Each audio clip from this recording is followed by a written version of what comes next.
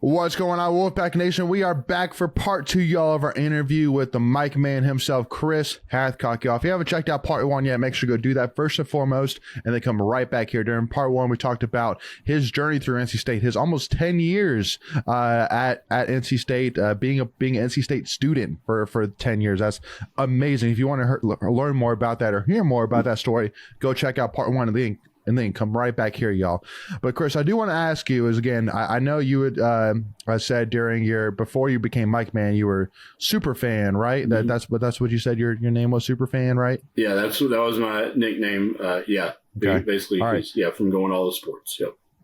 But luckily enough, I mean, he's not on here with me, but you might know who I'm about to get at. But there is somebody who's a part of the Tuffy Talk team that I think would definitely love to make a case for being the ultimate NC State super fan for sure, and Greg Haas. And have you ever met Greg, or have you guys ever met? Yeah, so we actually met in Omaha in 2021. The Wolfpack Club had the pregame little get together, and so we actually ran into each other. So we got to talk and get a picture taken.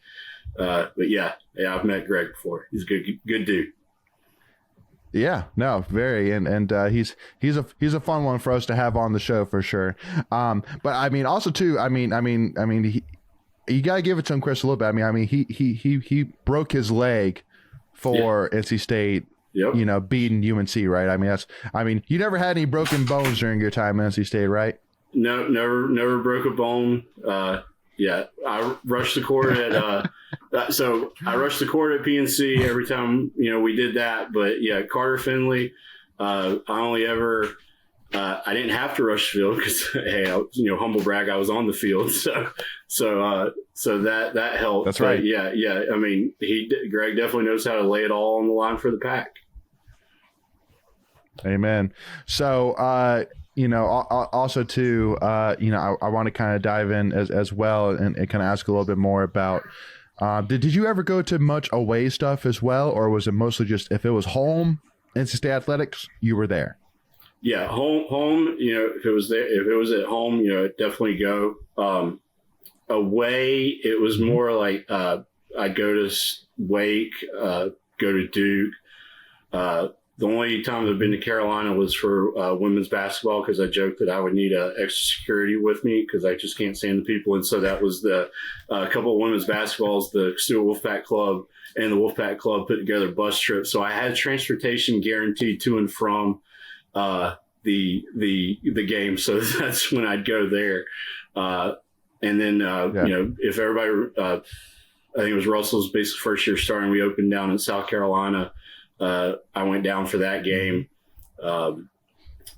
Baseball, we've traveled, been out to play Greensboro, Charlotte, ACC tournaments. There was one year it was down in Jacksonville, Florida, and went down and it was a huge rain delay, and I had my flag out in left field, and they actually interviewed me during the game.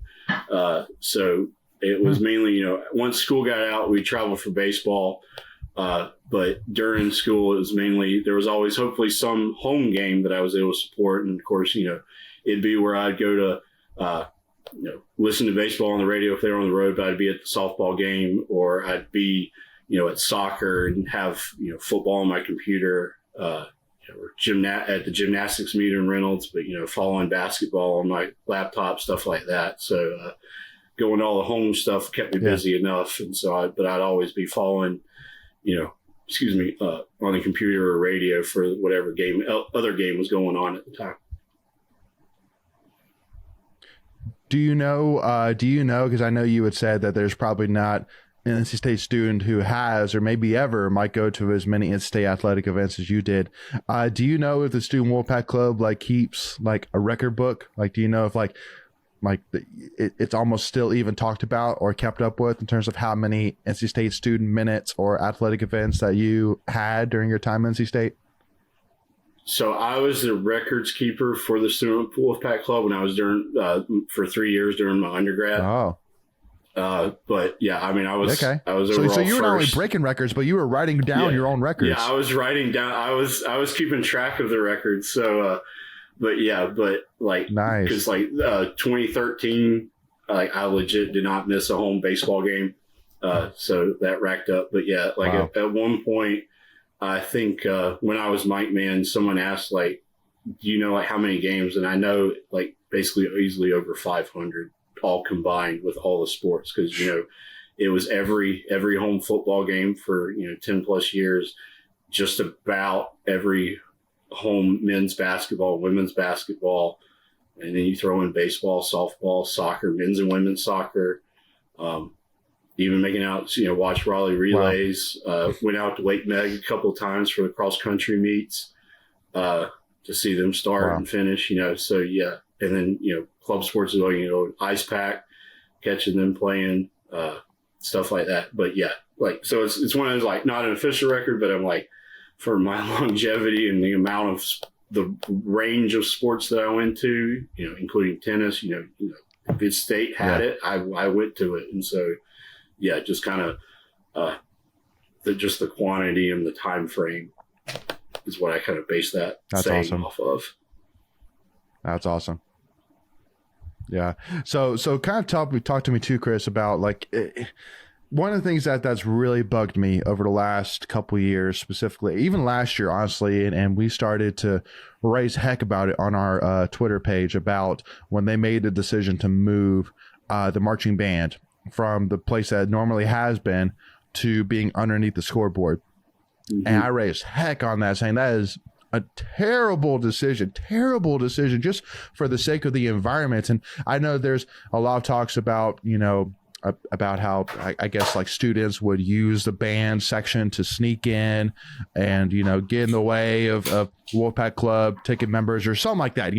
There was things that students that since the band was there, that students were able to kind of work their way around and whatever may be. So that's why they decided to move the band away and put them on the other side. But I'm also saying that basically without the mic man and without the marching band, that like the student section basically has no leader. It's basically just it's just basically on its own. It's doing its own thing. And yeah, I mean, the cheerleaders are there, but again, just like you said, I mean, like it was hard just for you with a microphone in your hand to keep the first 10 rows focused on you and in sync. But then you take away, all that, and you take away a marching band who's, doing all the singing and all the chants or whatever. Like it's basically just, I don't know, just kind of just seems like the student section is just very unorganized and is not doing as many cheers and like they used to. So, I mean, kind of give me your thoughts on that, Chris. I mean, like, do you agree with me on that, or, what's your thoughts? What's your take on it? So I remember, one thing when I want to say it might've been my senior. So when I started at state, they hadn't, we still had the Finley Fieldhouse, so they hadn't bowled in that end zone. So at that point, the band was at the end zone that they are now. And then they said like they were moving them back over to basically the Murphy Center side as they bowled that in. And that lower part would be a student section. I was like, well, that's great, because now we got, students basically all, at both end zones, which is what you want, for your atmosphere. And so they gave them that section that was normally where they'd been, but they actually left like the top 4 or 5 rows or something to be regular student tickets. And so there was one year where because student government, controls the student ticket allotment. So there was one year where the band wanted to say, hey, can we get those back 4 or 5 rows added to like our space? And so we had to go to the student senate, and I basically voiced my opinion that we need, like, the band works like just as hard as as you see the football players, like band practice. Like, even though I'm not in the band, I know what they go through, and then all the band members, they love NC State as much as anybody. Like, to be able to go through the band practice, all that, they're there and never leave early, obviously, rain or shine, the band is always there. So I went to support the band to expand that, to get that. So they had that whole section. But yeah, whenever I saw that they now moved them to the other end, that it looked I get like the sounds, traveling down more to the center of the field, which can help or, mess with the other team. But yeah, as far as them moving from the core there in the Murphy Center, where they're basically in the middle of the curve of the student section, to now at the other end where you just have like the two pockets on the side, that it changes the way that it sounds, because obviously they're in a different location. And so it was just weird. And it was funny. Like I look at other bands that have moved, and I know the University of Georgia, they moved their Redcoat band one season, and basically people are like, it doesn't sound the same, so put them back, and they did. So I know Dr. Garcia is always doing the best he can with our Power Sound of the South. So I kind of defer to him for where he thinks the best spot for them is going to be. But yeah, I do agree that their location, changes the way that obviously it sounds within the stadium, but also that if they're now no longer in the heart of the student section, that it now takes it longer for their sound to get to the student section for all the chants and fight songs and all that. Yeah. Before we continue, I want to take a quick second to tell you about our sponsor, Flightland's Jessup Insurance Group, that has your whole world covered, with agents in 5 offices throughout eastern North Carolina to help you decide how much coverage you need, offering policies for home and auto, recreational vehicles, commercial, crop, health, life, and employee benefits. They are able to combine options to find a comprehensive solution that works for you. Flightland's Jessup protects the things you love so you can spend less time worrying and more time enjoying them. Find them on Facebook and Instagram at Flightland's Jessup. You can also visit their webpage at www.flightlandsjessup.com. So please make sure to go and check them out. Absolutely. Yeah, no, definitely a huge thorn in my side for sure. Is again, I understand that, yes, from a logistics side that there was a little bit of a nightmare, sure, but at the end of the day, that you got to have that student section, on just like everybody's gonna be locked in. Like it just can't be a student section where just students just show up. Like they need to be involved. They need to be, they need to be chanting. They need to be dialed in. And so I think that if you don't have a mic man, you don't have a band there to lead them, that it's just going to be a bunch of students just in a section together, instead of actually being a legitimate college football student section that makes an impact on a football game. So, definitely a frustration there and a plea there for sure, y'all. So again, if anybody's listening who's a part of the Wolfpack Club or whatever it may be, please, and you agree with us, voice that opinion, y'all. Voice that opinion, make it very known. And it doesn't take much to switch it back. Like, it's not like, well, if they don't do it before the season or like a month before the season, then it's not going to happen. Like, no, it wouldn't take that much. It wouldn't take that much to switch them back over. It could be after game 3 of the season. I'm sure. I'm sure they can make it happen if there's enough people and there's enough voices out there to get it changed back. Yeah. So again, just wanted to especially with you and your experience, Chris, in terms of running student sections, I was like, what better person to ask that question to than the mic man himself, right? So, yeah. But anyway, so Chris, I want to kind of ask you a little bit during your time at NC State. You've seen, some all-time great NC State athletes for sure, and so I wanted to ask you, who would you say, in your opinion, if you had an NC State Mount Rushmore for NC State student athletes, so not coaches, but players for all sports, who would be on your NC State Mount Rushmore for student athletes only? Oh, gosh, student athletes only. Mm-hmm. And you could choose whether you want to do it like one, like only one of each sport. It's really up to you. Yeah. Yeah. We'll have to do like two-headed monster. Like, let's put a baseball, Trey Turner and Carlos Rodon on there, like go back 2013, breaking the streak of not being able to make it out to Omaha, winning the regional and then getting to host Rice in the super regional and beating it and then going out to Omaha. That was just a great season. Then, through basketball, just so many that have come through, and even going back like when I started, it was we had Ben McCauley, Brandon Costner, Ingen Atzur, Gavin Grant, players like that, building off CJ Leslie, Zoe Brown, players like that, just building there. And I'd say even, women's basketball. Okay.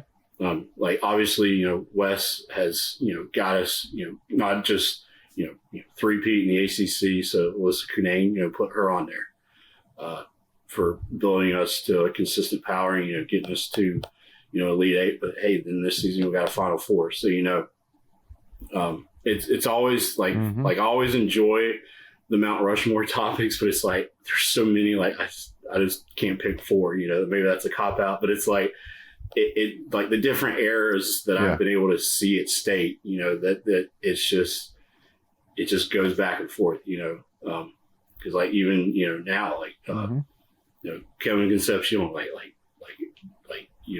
he's making a statement together where you got Kelvin Harmon, Emezi, like all those, great wide receivers they come forward, and, Matt Days, Jalen Samuels, he even like, showing Matt Days some love. Put him down as just put him down as a football player, like put J Sam anywhere. He like he was his own position, stuff like that. But then of course Peyton Wilson, like then Nate Irving, like J.R. Sweezy, go back, under the TOB team. So like it's just hard to narrow it down for me. It's the best answer I can give you. Most diplomatic answer, at least. If I were to put you in NC State trivia competition, Chris, do you think you'd win it all against anybody? I can be pretty good. Yeah, like it'll like you go back old school, and I'll start pulling out Terry Harvey, Jamie Barnett, even before Torrey Holt, stuff like that. We can go that route too. There you go. I love it. So right now, Chris, you had mentioned it during part one about how with football you go 9-4 overall. With the wins over UNC, beating Clemson, etc. And then with basketball, you got 2 Final Fours appearances plus an ACC championship for men's basketball. Baseball, you go to Omaha. Wrestling, 6 straight ACC tournament titles. Swimming and diving. Yeah. Mm-hmm. Right. And the list goes on. There's so many things, cross country, three national titles in a row. 3 women's titles. And exactly. So, would you say that at this point would you agree with me that there's not really a argument that this has been the greatest athletic year in NC State athletics history? Yeah, totally. Overall, we were winning across the board, and that's what you want to see. Because we'd have, years where, cross country, I joke, cross country's been so dominant, you can see how the ACC logo has changed in the Weisinger Brown building because of all the conference trophies. So you see how the logo, for Georgia Tech, for Florida State. Oh, now they're in the conference. Here we go. So cross country, has been dominant for us, but then it's flash in the pan for the others, but for just consistency, Coach Pat keeping wrestling on par, 6 in a row, winning the duel, winning the ACC championship, just keeping that going. Baseball under Avent, it just we always get hot at the end, and so to carry that on into Omaha was just great. And women's basketball, made it to the ACC final against Notre Dame, fell short there, but then, got it in gear, beat Chattanooga, beat Tennessee, and then went out and hey, let's beat Stanford and Texas and let's go to the Final Four. And then, of course, men's basketball just caught fire at the absolutely right time. Let's go win 5-5. Let's get it done. We're the Wolfpack. Who else is going to do it but us? Why not us? And then just kept that momentum going. That's right. Just couldn't stand a chance. Battle through with Oakland. You think you're going to be the darling this year? No, we're going to take that from you, and take on Marquette, and then hey, let's beat Duke again. Let's just do it. And so it just kept coming, and you were let's just enjoy it and have a fun ride. And then of course now it's let's keep building on the momentum that we have, so that hopefully get it started with football. Get Dave his, hopefully he can get his 10 wins this season, so we can get, shrug that part off and get back to that style, and then just just keep the athletic program rolling all around. Yeah. Yeah. Well, to even add on to it, Chris, I mean, I'll just remind everybody that, like, as of right now, as of this recording, there is not a single head coach right now in NC State athletics that you can legitimately say is on the hot seat right now. Now, I mean, like, you know, depending on what they do this season, there's some coaches that if they don't do well, then, okay, maybe those conversations might start. But there's nobody really right now I can really think of that, okay, if they start off the year sluggish or whatever, that, you know, that they're probably gone. And so we've never really had that. We haven't really had that. Like, there's always been that one coach, like, well, like, you know, we need to see what this coach can do. But I mean, Braden Holloway, Popolizio, Avent, Keats, Wes Moore, Dave Doran, you know, Lindsay Leftwich, you know, the list goes on. Every single head coach right now is, honestly, you could argue every single head coach right now could have an argument of being one of the top 5 coaches in their sport in NC State history. You know, I mean, Dave Doran, if he wins AC championship, greatest NC State football coach of all time. I mean, I think AC championship, I don't think he can really argue otherwise. Wes Moore, I mean, even he will never say that he's the greatest women's basketball coach in state history because, you know, Kay Yao and I don't think, you know, just because of all the impact that Kay Yao made for NC State, for women's sports, etc. Like, you couldn't do that. But I mean, the statistics, I mean, you know, Wes Moore's got a conversation than Keats. I mean, agreed there. Yeah, like on the court, you know, 3 ACC titles in a row. You know, Final Four, because Kay got to the Final Four in '98, so, you know, he's matched her there.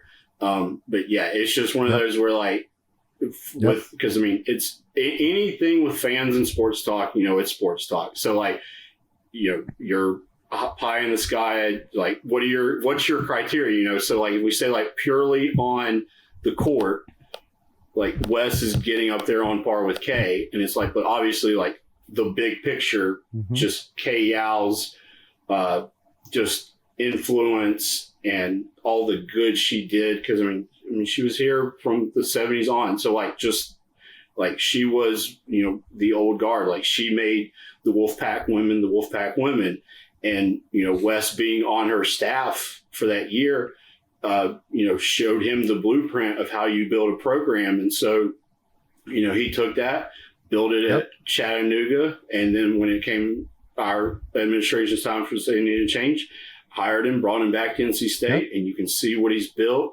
And I mean, there's a reason why it's, you know, it's Kay Yao Court and Jim Valvano Arena at Reynolds Coliseum. Like, we just stack up our legends right there. So but that, like, and Avent, I mean, I love the dude.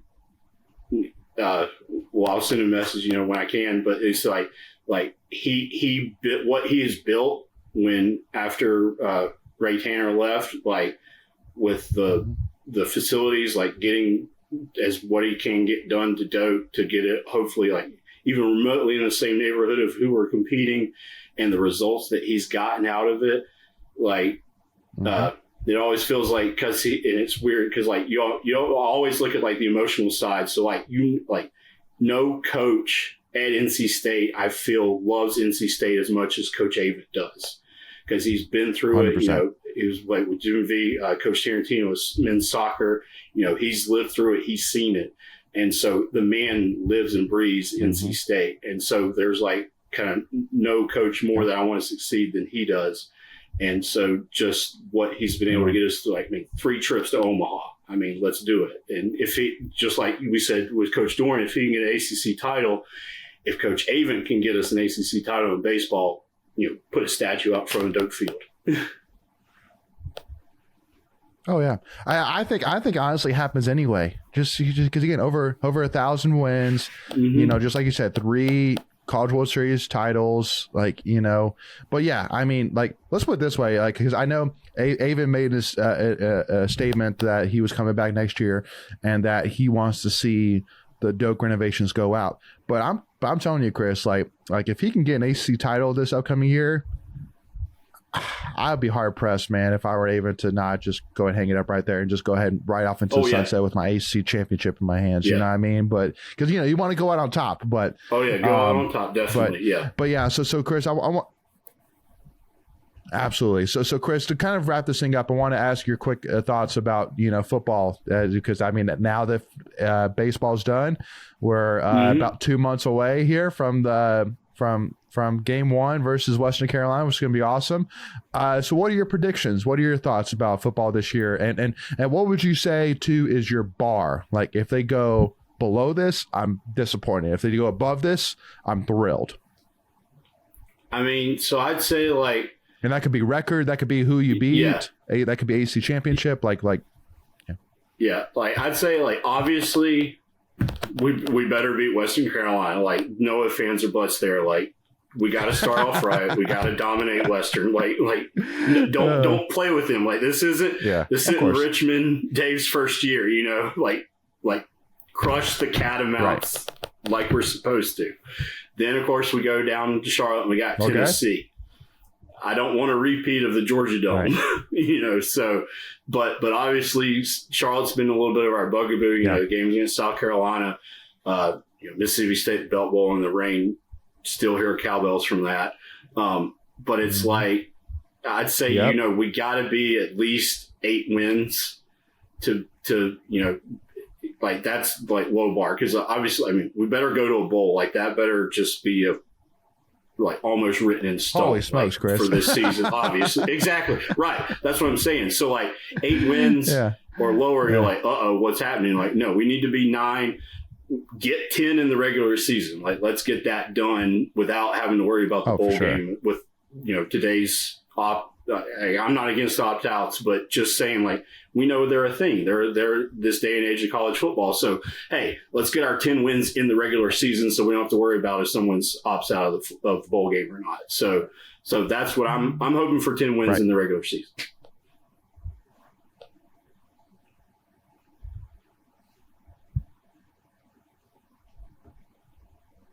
Yeah.